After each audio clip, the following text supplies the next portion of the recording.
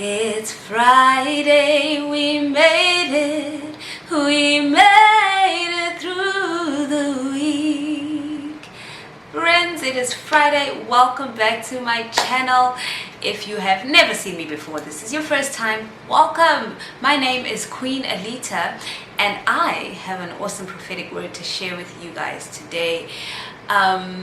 It's based on let me say it's a dream. The reason why I'm putting it that way is because this is one of those, and this happens to me often, and it's happening to me more often now, where throughout the night, I just keep hearing the same thing, and I keep sensing the same thing in my spirit. There's certain images that will pop up, but I'll be sleeping, so, but it's not like one dream, that has a start and an ending. It's just this message throughout the night. So it's God speaking to me as I'm sleeping, right? So that's why I'm like, okay, we can call it a dream. And it's such an important one, especially right now when things are manifesting, doors are opening, opportunities are going to be popping up left, right, and center. And the Lord says, stay ready. Are you ready? Are you actually ready for the opportunities that God is about to present to you? Some of these are going to be challenging. Are you ready? That's the question that the Lord is asking today. So before we get into it, please note, this word is not for everyone. It is for those of you who are in the season of manifestation, for the promises of the manifestation of the promises.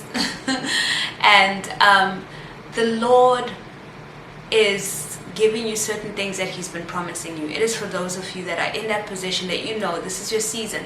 This is the time for you to do certain things. God has been making it clear.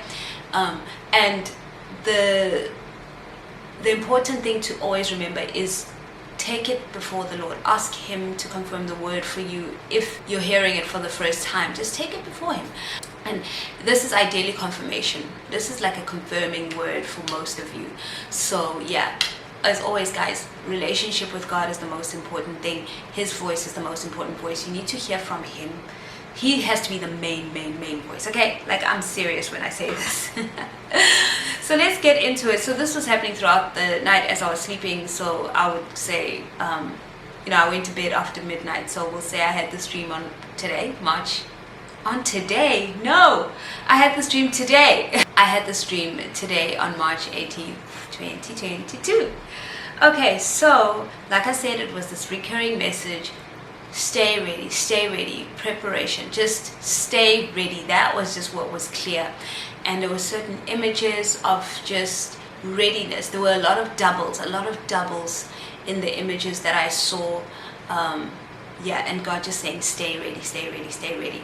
The Lord highlighted 3 characters to me: Joseph, Esther, and David. Okay? I love these characters. I think my absolute favorite, the one that I identify with the most, is Joseph, but I totally identify with Esther and David as well, and many others in the Bible, right?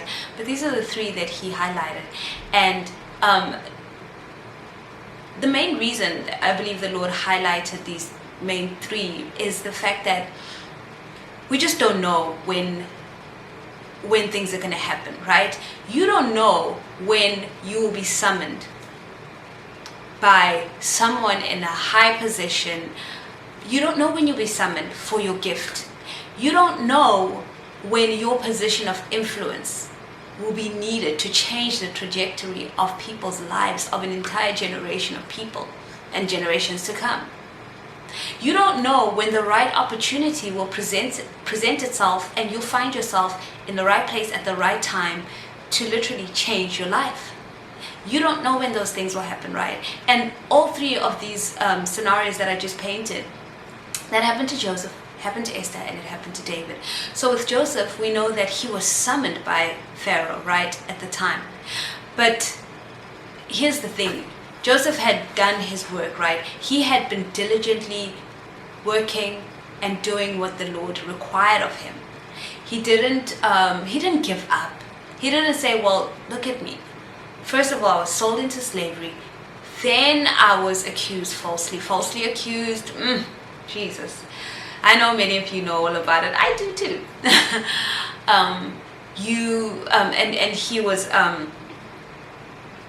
thrown into prison. He could have given up, especially after being thrown into prison like that. That's probably one of the worst things that could happen, right? And still he served in the prison, still he did well, still he was promoted in the prison. He was, I think he was given the position to oversee some of the prisoners as well. And he even continued to interpret dreams. He helped people. And you have been doing that, right? Whoever identifies with Joseph or this particular part of the word, you've been doing that in your lowest, in the worst place that you could ever find yourself. In the pit, you've been serving. You have said, yes, I was accused falsely. I shouldn't be in this position. I shouldn't be in this pit. I didn't do what they said I did. I never said the things they said I said. But I'm here because someone in a position of authority believed the lie about me, right? So, but you continue to serve. You continue to do what God was asking you to do.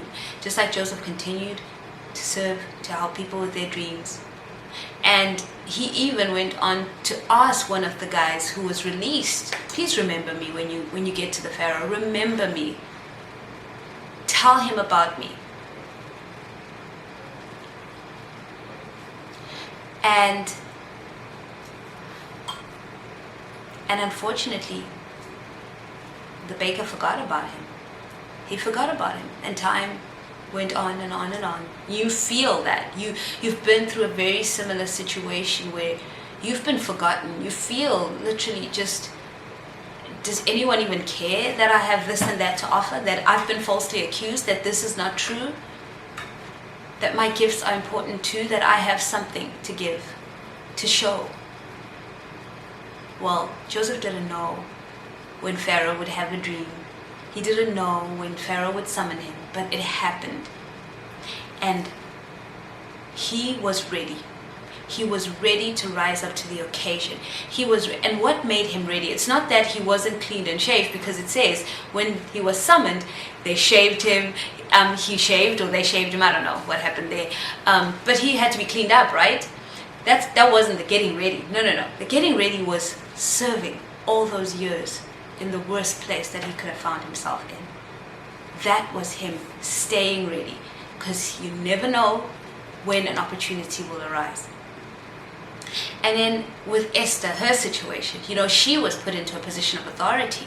She was prepared, made beautiful, went through a whole beautifying purification process, 12 months, and then she became the queen. Through wisdom, she became the queen, right? And and why I say through wisdom is because I think she often asked for advice from the eunuch, like what is the king like and all those things. Like she gathered her information so that she could strategically have the edge, right? She needed to set herself apart. And you are that person. You have been set apart, right? You're different. You're not the same as everybody else. And the Lord has put you into a position of influence. There are people who are watching this video and you are in a position of influence. There are things that you can do, and the Lord has been speaking to you in your heart about these things. And some of you are afraid. You are afraid of rocking the boat. You are afraid that you will mess with the whole system. Everything is quiet, it's fine. I can imagine Esther. She was probably, just having a good day. She had her handmaidens there. Everything was fine. She was relaxing. They were chatting, whatever it may have been. And then she got this request from Mordecai, like, please, this decree has gone out. Your people have been sentenced to death. You are the queen. You are in a position of influence. Please help. And of course she was like, no, but no, I haven't even seen the king in however many months or however long it was. She was afraid. She was afraid to use her position of influence. And some of you are in that position. God has been speaking to you.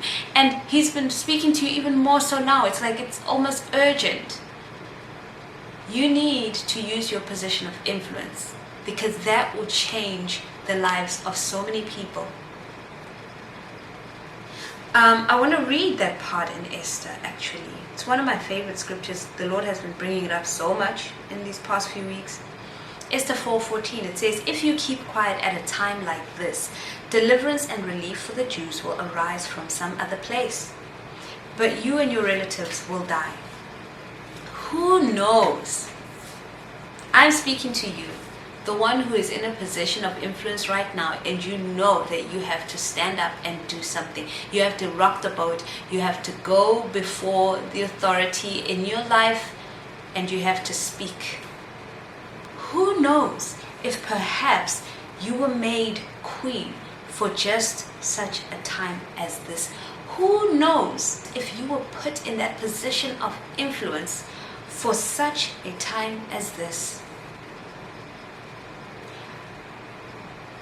Fear is not going to help you. So step out of that. This is your opportunity.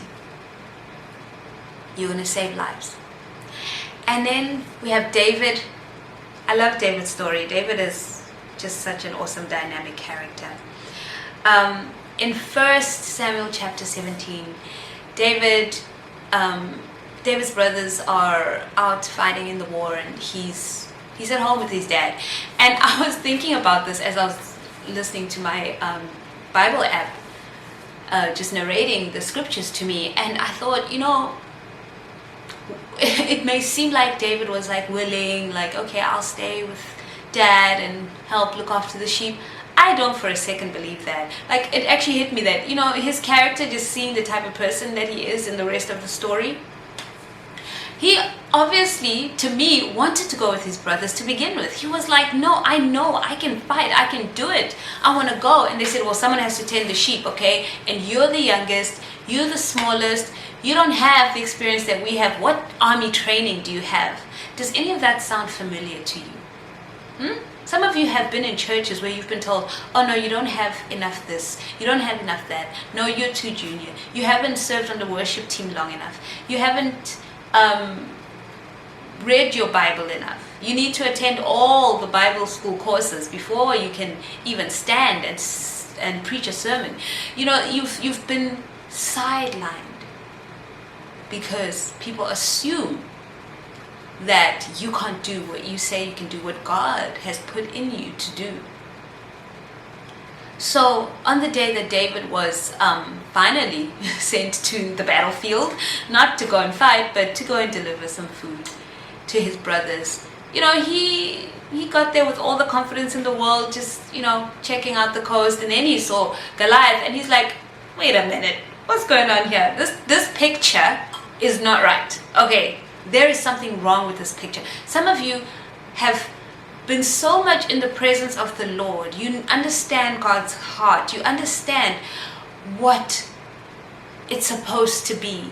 And when you enter certain environments and you see that people are just dying in the spirit, they're being defeated, they're being bullied by demons, by Satan, and you're like, wait a minute, why are the people of God, why are the people who have been cleansed in the blood of Jesus died so that we can have authority, right? And you are seeing this and you're saying, why are you so afraid? What is going on here? And that's what David was saying, like, what on earth is going on here? And they told him everything, like, oh my goodness, he's the giant, and if anyone kills him, the king is gonna give him his oldest daughter to marry, and his whole family will be exempt from paying taxes. I was like, yes, when I read that today. I was like, man, don't we all want to be exempt from paying taxes? Anyway, so David was like, oh my goodness, piece of cake. And his brothers then came in, whether it was his one brother, sorry, I forget. But they were like, hey, stop asking questions. Okay, you came here to deliver food, do that and go. They basically were trying to break him down, bring him down to the level that they were comfortable with him on. As long as he was there, they were comfortable. Remember, they already heard that he was going to be the next king. They knew that he was anointed to be the next king, but they were being used by the enemy to break him down, to try and keep him in this low position.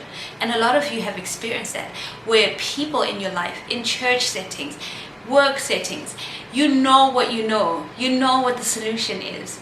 You don't understand why people are struggling when they can walk in so much power and authority. But there is someone in your life that keeps trying to put you in the corner, keeps trying to put you down and say, this is the only space that you can operate in, you can't go further than that. David was like, I'm just asking a question. But here's the beauty of him just asking a question.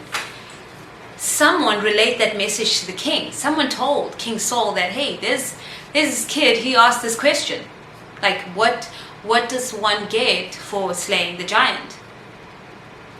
And Saul summoned him. Let's see if we can quickly read that part. It's 1 Samuel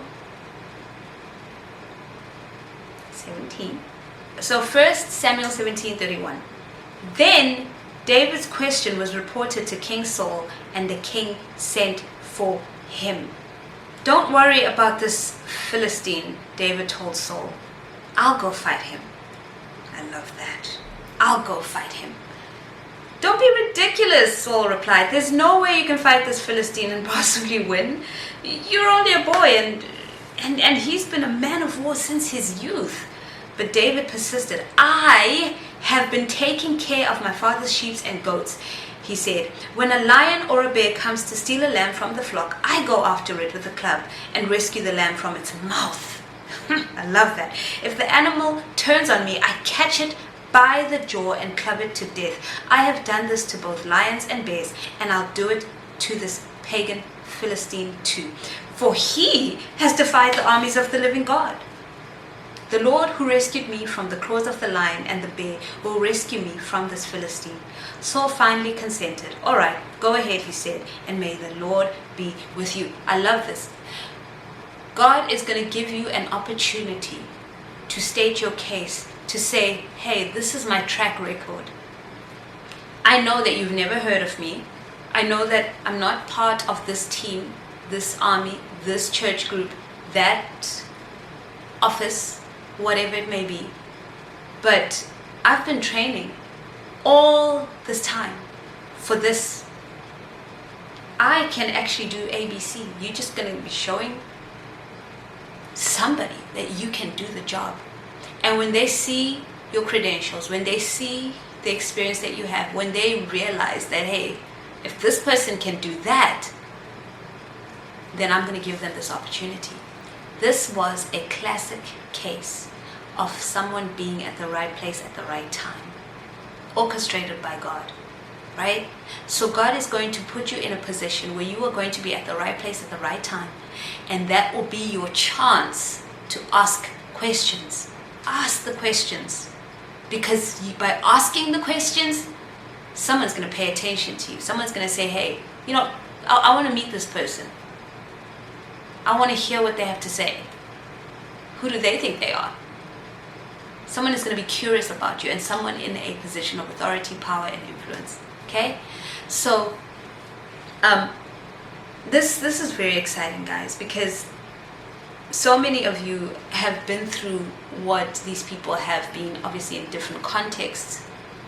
And some of you are, like Esther, in that position of influence, but you've been silent for too long. You've been comfortable. Esther was comfortable. She was the queen. She had made it. As far as she was concerned, she had achieved her goal. She became queen and she was living her happy life.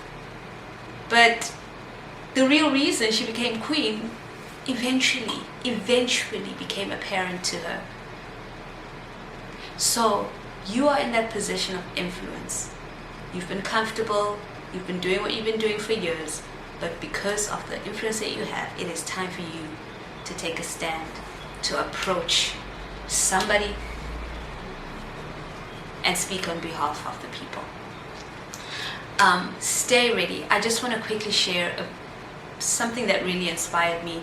My sister, she's been involved in church leadership in various churches, and well, let me not say various churches. She didn't move around like I did. I moved around a lot.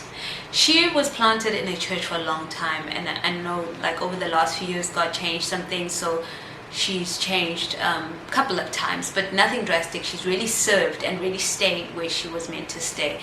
But she has this gift. She has such a powerful voice. She's amazing behind the camera. She's amazing on stage. She's a production person. I mean, she went to film school. Of course she would be. She's a great actress.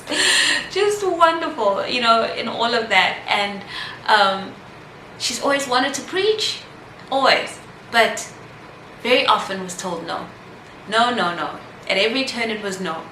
But you know what she shared with me? It was so profound. She said, I always have a sermon ready. Because you never know when God will call on me to preach.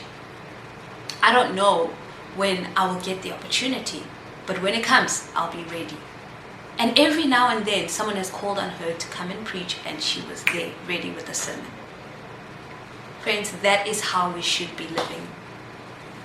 You're waiting for these things. Are you ready?